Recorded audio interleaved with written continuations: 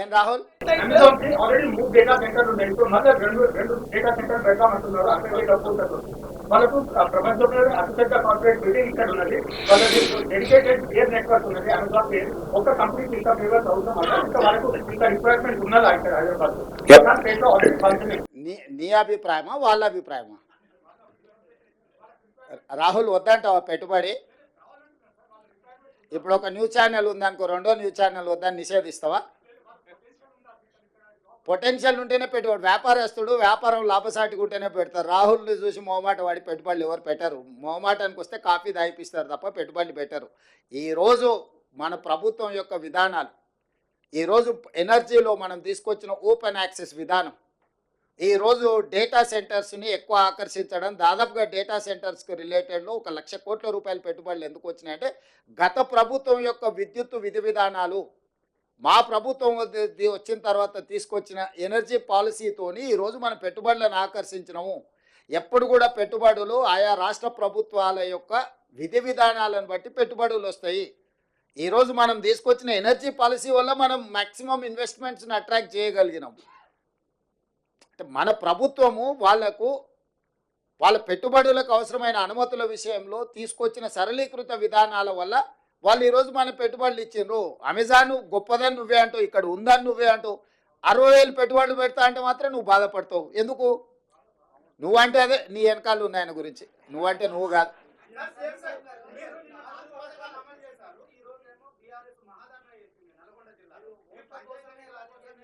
ఇప్పుడు నేను ఏమంటున్నా అంటే ఈరోజు మనం పెట్టుబడులకు సంబంధించింది మాట్లాడుకుందాం. అట్లాంటి చిల్లర పంచాయతీలకు బొచ్చడి సమయం ఉంది.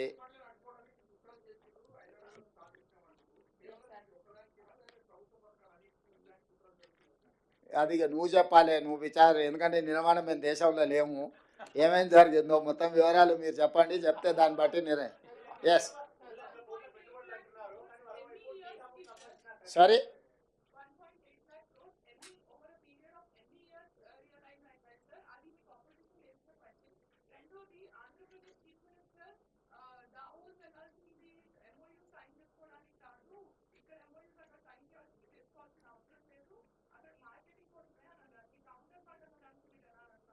నేను ఏం స్పందించను. ఎవరి ఆలోచన వాళ్ళది. నా వరకు దావోస్ పర్యటన అనేది పెట్టుబడులను ఆకర్షించడమే కాకుండా ప్రపంచము ఏ విధంగా ముందుకెళ్తుందో అవగాహన కల్పించుకోవడానికి కూడా మనం వెళ్తాం.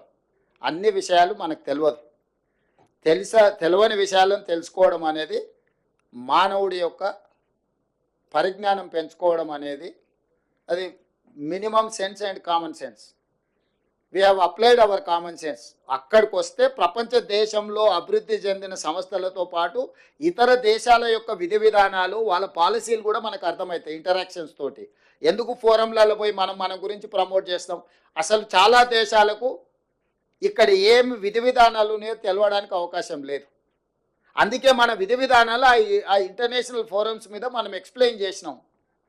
దానివల్ల ఏమైందంటే ఈ రోజు కాదు, ఇంకొక సంవత్సరం తర్వాత అయినా వాళ్ళు ఇలాంటి పెట్టుబడులు పెట్టాలనుకున్నప్పుడు అనుకూలమైన ప్రాంతాన్ని వెతుకుతారు, అనుకూలమైన దేశాన్ని వెతుకుతారు.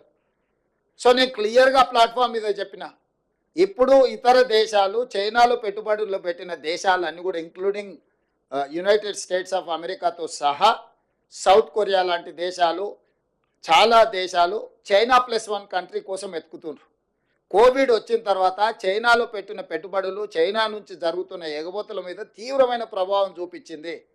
సో ఆ దేశంతో ఒకసారి సత్సంబంధాలు దెబ్బతింటే మొత్తం పరిశ్రమలే మూతబడే పరిస్థితి వచ్చి అసలు ఆ పరిశ్రమల మనుగడనే కష్టమవుతుంది అనుకున్న సందర్భంలో చాలా దేశాలు, థాయిలాండ్ కావచ్చు, ఫిన్లాండ్ కావచ్చు, యుఎస్ కావచ్చు, సౌత్ కొరియా కావచ్చు, ఇట్లా చాలా దేశాల పేరు చెప్పగలుగుతారు. వాళ్ళందరూ చైనాకు ప్రత్యామ్నాయంగా ఒక అనుకూలమైన దేశం కోసం, ప్రాంతం కోసం వెతుకుతూరు పెట్టుబడులు పెట్టడానికి. అందుకే నేను టైమ్ అండ్ అగైన్ ప్రతి ప్లాట్ఫామ్లో చెప్పిన, చైనా +1 అనే పాలసీకి తెలంగాణ అనుకూలము, తెలంగాణకు రాండి, తెలంగాణకు పెట్టుబడులు పెట్టండి. తెలంగాణ స్టేట్ను ప్రమోట్ చేసుకున్నాం మనము. ఇక్కడ competition between different states and different countries. పక్క రాష్ట్రం, ఈ రాష్ట్రం, ఆ రాష్ట్రం కాదు, అన్ని రాష్ట్రాల ముఖ్యమంత్రులు వచ్చారు. కానీ పెట్టుబడి పెట్టేటోడు ఏడబెట్టాలను ఫోకస్డ్గా అక్కడ పెట్టుబడి పెట్టారు. వాళ్ళ అంతర్జాతీయ నిపుణులతోని సంప్రదించిన తర్వాతనే వాళ్ళ పెట్టుబడులకు రక్షణ ఎక్కడ ఉన్నది, పెట్టుబడులను సాంకేతిక నైపుణ్యం ఎక్కడ ఉన్నది, ఈ రెండింటిని పరిగణలోకి తీసుకొని తెలంగాణ రాష్ట్రంలో పెట్టుబడులు పెట్టిండ్రు. సరే ఈ రాష్ట్రం ఆయన ఏం చెప్పిండు, ఆ రాష్ట్రం ఆయన ఏం చెప్పిండు, వాళ్ళందరూ ఏం చెప్తున్నారు కాదు. నేను పెట్టుబడులు పెట్టే వాళ్ళకి నేనేం చెప్తున్నా, నన్ను విశ్వసించి వాళ్ళు నా రాష్ట్రంలో పెట్టుబడులు ఏం పెడుతున్నారు అనేది మన ఫోకస్. మా పర్యటనలో పెట్టుబడులను ఆకర్షించడమే కాదు, ప్రపంచంలో జరుగుతున్న పరిణామాల పట్ల అవగాహన కూడా కల్పించుకోవడంలో భాగంగా ఈ పర్యటన, ఈ రెండు మాకు ఉపయోగపడ్డాయి. ఈ రెండింటి ప్రాతిపదికన తెలంగాణ రాష్ట్రాన్ని అభివృద్ధి పదం వైపు నడిపిస్తాం.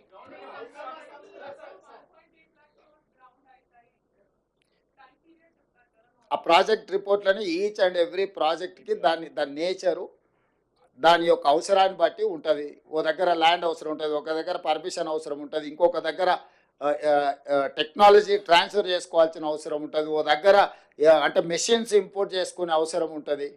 సో బేసిక్గా పెట్టుబడులు పెట్టాలని ఒక అవగాహనతో కూడుకున్న ఒప్పందం జరిగింది. మీకు ఇంకా సింపుల్గా చేయాలంటే పెళ్లి సూపులు అయిపోయినాయి, లగ్గపత్రిక రాసుకున్నాం, ఇక మిగతా కార్యక్రమాలని ముందలు ఉన్నాయి. మనం పెళ్లి కార్యక్రమంలో ఏముంటుంది, లగ్గపత్రిక రాసుకున్నాం అంటాం, అంటే ఇక మిగతా కార్యక్రమాలన్నీ ముందుకు ఉంటాయని. పెళ్లి సూపులు అయిపోయినాయి, లగ్గపత్రిక రాసుకున్నాం వాళ్ళు మేము, ఇంకా మిగతా కార్యక్రమాలన్నీ ముందునే.